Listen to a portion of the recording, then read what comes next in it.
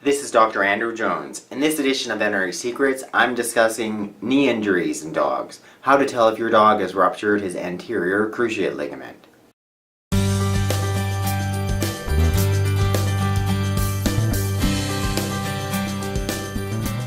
Well, the first clinical sign is your dog is going to be lame. Typically, most dogs partially tear their ligament. A number can completely tear the ligament. But the first sign is your dog is either partially putting weight on that left or right rear leg or not putting any weight on it at all. You may see your dog sitting with one sort of leg sitting out to the side, similar to how Lewis has had right there. The ruptured cranial cruciate ligament is the most common knee injury of dogs. So in most cases, when clients would phone in or come in, it's their dog has had a sudden injury and they're just suddenly non-weight bearing. It can be quite painful. So if you imagine you've completely ruptured that ligament, it's very sore and painful. So that typically would warrant a pretty immediate veterinary visit. Or in other cases, there can be a partial tear where part of the ligament is torn. A client's own dog is then able to still bear weight on that leg, but it's still fairly sore, and then it can progress as the knee is unstable. It can then progress to a full tear, or you can have inflammation along with accompanying arthritis. Before we go into the diagnosis, I wanted to next give you a better understanding of the anatomy. I'm showing you a model so then you can get a better sense of what it really means if your dog has been diagnosed with an anterior ruptured cruciate ligament. So let's look at this model here first. And what you're looking at first, the big bone on top here, this is the femur. The smaller bone here, this is called the tibia. This ridge is along the top here. Right there is called the tibial crest. This smaller bone here, what my index finger is on, that's called the fibula. We're looking at the knee itself. So this big ligament that I'm hanging on to that runs along the top, that's called the patellar ligament. And inside that bone I'm touching right there, that's patellar, that's your kneecap. And either side of it, there are a couple of different collateral ligaments. So here, we're looking at this would be the lateral collateral ligament, runs on the lateral side of the knee. Here is called the medial collateral ligament, it runs on the medial side of the knee.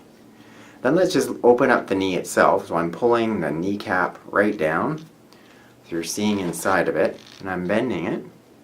So in there, you can actually see these two ligaments that cross themselves. That's where they're called the cruciate ligaments, because the ligaments actually form a cross. So the cruciate ligament, it runs from the medial portion of the lateral femoral condyle, so right in here, this chunk, this big bone, the femur, this ligament here, and it inserts, and then it goes cranially, inserting onto the tibial plateau. So here it is, my finger following that. So that's the cruciate ligament. And underneath it, you can see this other ligament that goes across, goes backwards. That's called the caudal cruciate ligament. It's less significant in veterinary practice. We seldom see it injured. Primarily what we're dealing with is this cranial cruciate ligament running here. So running from the lateral condyle, running forward and inserting up here, immediately onto the tibial crest. So there is that cruciate ligament itself. Underneath the cruciate ligament, you actually see these big sort of bubbly looking structures, and these are the menisci. They're the shock absorbers. Now I'm going to discuss them later as part of the video in terms of the diagnosis and the importance of them, because they are clinically very important. So when the ligament is ruptured itself, what's happened is either there's been a force, some type of force put on the knee itself. Your dog could be running, he plants his foot, the rest of his body goes forward, tear, he partly tears that ligament. Typically, or perhaps he's been hit from behind.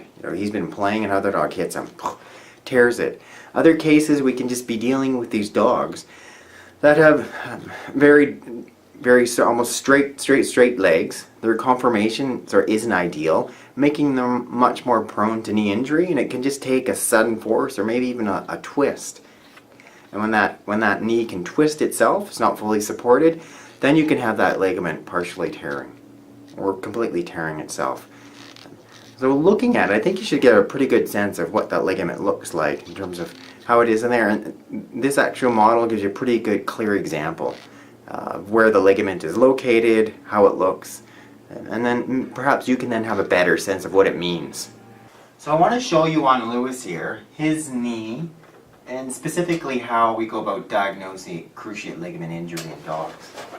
So this is Lewis's left leg here. I'm just bending it up and down.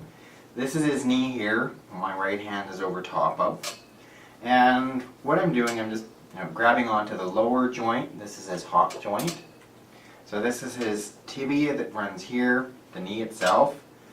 And underneath it, when I move it, you can feel this little bone moving back and forth. That's the kneecap. The big bone up here is the femur. So the particular diagnosis of cruciate injury in any dog, like the diagnostic test, is something called the drawer sign. And what that means is the ligament has been ruptured itself, and it's preventing forward motion of this bone, the tibia, in relation to this bone, the femur. So and if you can imagine itself, so what we're actually seeing in a cruciate ligament rupture, so this bone here is you're grabbing on, I'll grab onto this big bone up here, the femur, and I keep it solid and stable. And then what I'm doing is seeing if I can push this, I grab onto this top bone here, the tibia, and if I can move the tibia forward in relation to the femur, I've got a thing called a drawer sign. Lewis has no drawer sign. He has a solid intact cruciate ligament, fortunately. So that is the diagnostic test, and that's classic, and that's how you diagnose cruciate rupture in dogs. I also want to demonstrate on the model here and show you the similar thing, what the actual drawer sign is. So if you remember before, this bone here is the tibia, the lower one. The big one above is called the femur. That's the femur. And I'll open it up so you can see. And that ligament that my finger's on right there, that's the cruciate ligament. So when it's ruptured, and the diagnosis is there's a drawer sign. So that means I'm firmly hanging on and anchoring the femur, and I'm pushing that tibia forward. And you can see a little bit of movement forward, and that's the drawer movement, or the drawer sign.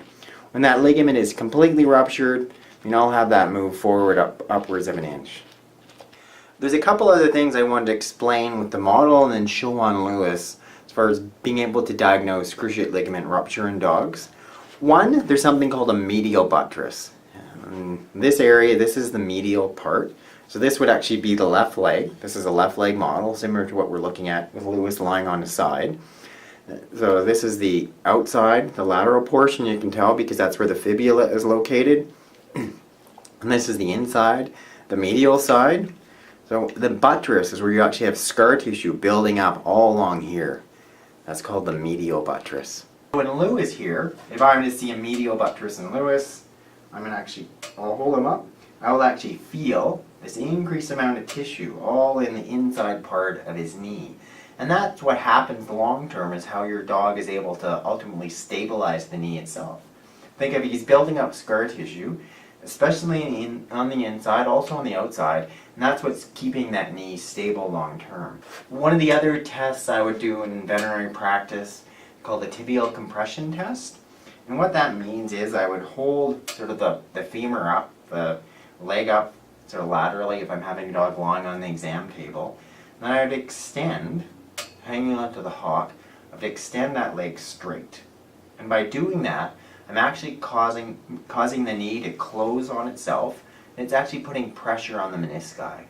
And if there was if there's a positive tibial compression test, this would be painful in these dogs that have had cruciate ligament injury, and they'll react, and they won't let me do it, or it's very painful to do it. I'm also just going to show you here with the model what that means, the tibial compression test.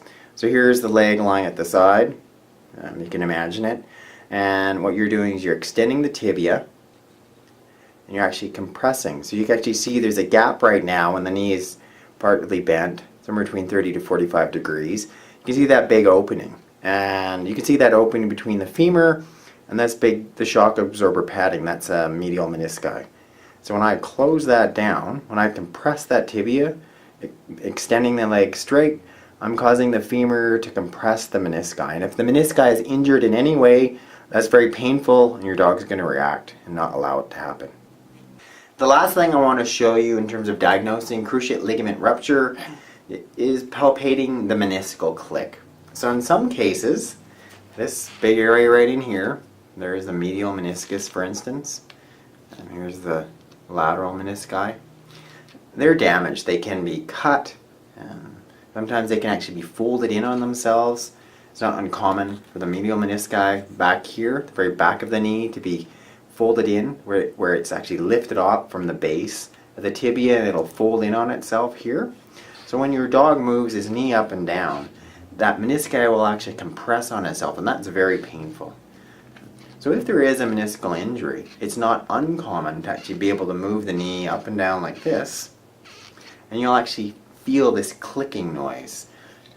That's another one of the diagnostic tests. So if you are moving your dog's knee, compressing, extending and flexing it, and you're feeling this clicking noise, that's suggestive of a meniscal injury. Just want to show you on Lewis here how I would be palpating to see if he's got a meniscal injury. And I'm just gently elevating his left leg, and I would just extend and flex that knee with my palm right over top of the knee itself, and that lets me feel the knee itself. If there was a meniscal injury, I would expect that one, it would be uncomfortable. He wouldn't necessarily let me extend and flex it so easily, and two, I'll often just feel this clicking noise, click, click. I'm not feeling that, he doesn't have an injury, but that's what you may feel if your dog had injured its ACL and has a meniscal injury. Thank you for watching this edition of Veterinary Secrets. What I want you to do now is click that link above. You can subscribe to my channel, and then when you sign up for my newsletter, I can send you my free books and videos on how to heal your pets at home with my top natural remedies.